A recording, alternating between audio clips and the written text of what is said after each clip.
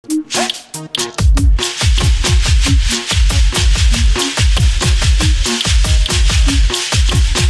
chapelle a été faite pour préparer l'abolition de l'esclavage. Et ça, il ne faut pas l'oublier.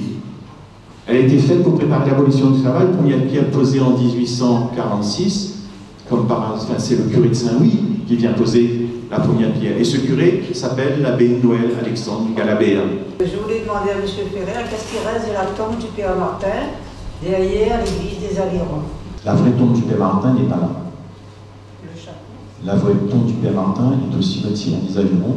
Bonjour M. Ferrer, on se retrouve aujourd'hui, présentation de Identité et Mémoire partagée. Parlez-nous un petit peu d'aujourd'hui et de ce premier tome, on va dire. En tout cas, j'étais très heureux parce que pour cette séance de présentation du livre sur les Avirons, on avait non seulement le livre et toute l'écriture, mais il y avait aussi donc les tableaux du livre qui sortaient, donc qui sont exposés là derrière moi, mais aussi le plus important, c'est tous les descendants de ces personnes du livre qui étaient présentes. Donc ça, c'est quelque chose, je crois, de très fort, en tout cas qui m'encourage à aller de l'avant. Comment s'est fait un petit peu ce travail de recherche? Les gens sont toujours contents d'apprendre des choses sur leur famille, sur leurs ancêtres. Ils ont une soif de connaître l'histoire de leur famille. Et c'est ce qui fait qu'ils viennent. Ils viennent et ils ont ce besoin de connaissance de leur propre histoire. Comment s'est fait ce livre? Tout a démarré par des collections de photos noires et blancs. J'ai toujours fait de la généalogie, donc à ces photos j'ai associé un travail généalogique. Et puis en plaçant ces éléments sur les réseaux sociaux à travers ma page Facebook Les Avirons Longtemps, j'ai pu récolter pas mal de témoignages de gens concernant les photos que je publiais. Et c'est à partir de là que m'est venue l'idée de créer ce livre sur les avirons. Et après le tome 1, on va dire, est-ce qu'il y aura une suite à Identité et Mémoire partagée? Je pense que si j'ai pris la peine d'écrire tome 1, c'est que c'est un engagement de sortir le tome 2.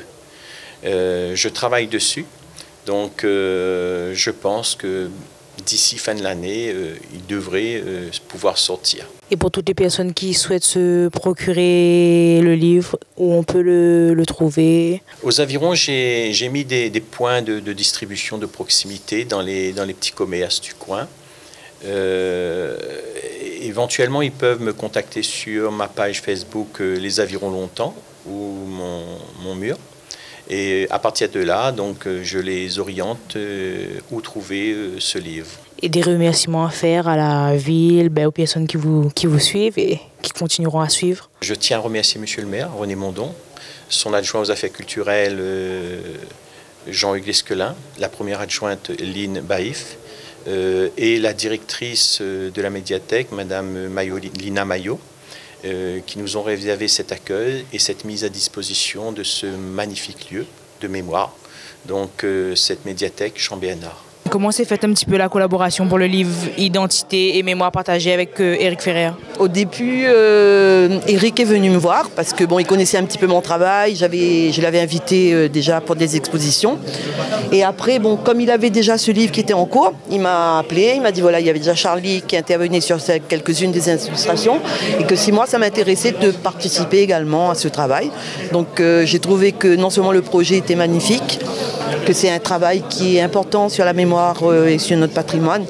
Et comme déjà, personnellement, quand je fais des expositions, j'ai déjà la modeste, à ma modeste échelle, le désir de sauvegarder justement notre patrimoine. Donc je ne pouvais que dire oui et adhérer à ce projet, quoi. Et comment ça s'est fait un petit peu, toutes ces illustrations? C'est Éric Ferrer vous a donné ce qu'il va les faire ou l'inspiration est venue de vous-même avec ce qu'il vous a proposé? Quand on dit une collaboration, ça veut dire que lui, il avait déjà un écrit, il avait déjà des familles, il avait déjà des noms. Là, vous avez vu, je viens de poser avec les descendants de la famille Belda. Donc, il y a une histoire que je dois respecter, mais j'ai la liberté de la mise en image. Encore heureux. Voilà. Donc ça, c'est important. Et puis, il y a peu d'images d'archives. Donc, j'avais aussi cette liberté d'aller, dans ce tableau-là. Je le construis selon ses écrits, mais selon mon ressenti d'artiste également. Voilà, donc c'est un peu... non, c'est une belle connexion, avec chacun ses attentes et sa propre réalisation, sa propre expression, quoi. Mais enfin, il me demandait quand même des choses très précises aussi, ce qui est normal, puisque avec la généalogie, on ne fait pas ce qu'on veut comme ça tout d'un coup, quoi. On se donne rendez-vous pour le tome 2. Ah, elle est déjà commencée, hein. Ah ouais, moi j'ai déjà sur des illustrations là. Ah oui, le tome 2 est déjà bien lancé. Mais encore plus gaillard. Ah oui. Aujourd'hui, Identité et mémoire partagée, présentation du livre d'Éric Ferrer. Donc parlez-nous un petit peu de vos ressentis aujourd'hui. D'abord, je trouve que c'est une excellente initiative. Je voudrais féliciter Éric parce qu'il a travaillé de très nombreuses années. Ça permet évidemment de connaître non seulement la vie de la commune, mais la vie des gens de la commune, ceux qui font et ceux qui ont construit la commune. Et donc ce sont des choses qu'il faut garder en mémoire. Et c'est vrai que tout ce travail avec des noms de rues, des noms de quartiers, des noms de monuments qu'on pourrait donner aux gens qui ont construit, aux familles qui ont construit les Avirons, ce sont d'excellentes idées. La présentation de leur ville, de leur commune, de leur quartier aux enfants du collège, aux enfants du lycée, ça va les intéresser, ça va leur permettre de mieux connaître l'endroit où ils vivent. C'est cela vraiment l'identité. Et je pense qu'en tant que député aussi, c'est assez important d'être enraciné vraiment avec ces valeurs dans le local, on va dire, à La Réunion. Donc peut-être exporter le travail d'Éric Ferrer dans d'autres communes. Alors, c'est vrai que je suis là en tant que député, mais je suis là aussi en tant que petit-fils d'une Avironnaise, parce que ma mère est née aux Avirons, elle a toujours grandi, j'ai encore de la famille aux Avirons, et donc ça, c'était pour moi une découverte, mais c'est vrai aussi que ma mère me racontait tout ce qui s'est passé aux Avirons, l'histoire du Père Martin, par exemple, qui est une histoire très connue des Avironnais, on la retrouve, cette histoire, dans le livre, et donc c'est vrai que c'était vraiment très intéressant.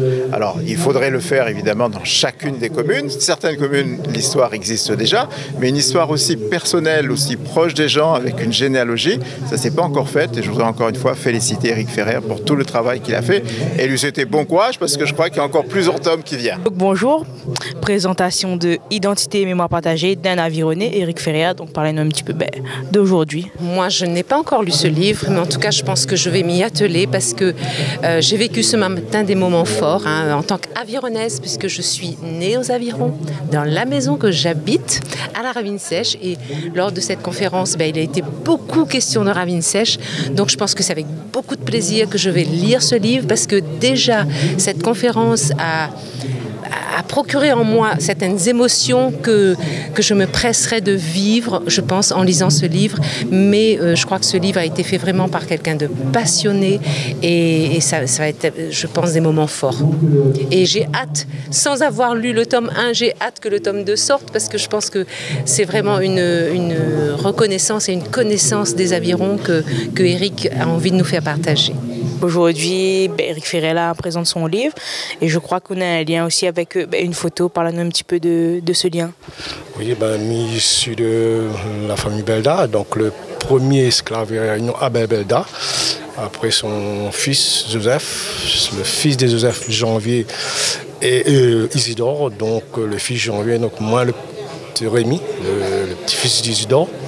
Donc il est très important pour qu'on n'oublie pas tout cet historique-là. Et je crois que ce qui est encore plus formidable, c'est tout l'historique des Avirons, parce que sans ces recherches-là, nous n'aurions pas connu. Et ce que nous pensons qu'il nous doit dire un grand merci à Éric Ferrer, mais je dirais Monsieur Éric Ferrer, pour ce qu'il a fait. Bien entendu, la commune des Avirons, toutes les dispositions qu'elle a mises au service d'Éric pour aujourd'hui permettre à toutes ces familles de venir et de connaître un peu tout l'historique comme dit de la commune et des ancêtres. Encore une fois, merci à M. Éric Ferrer et puis à la commune des Avirons.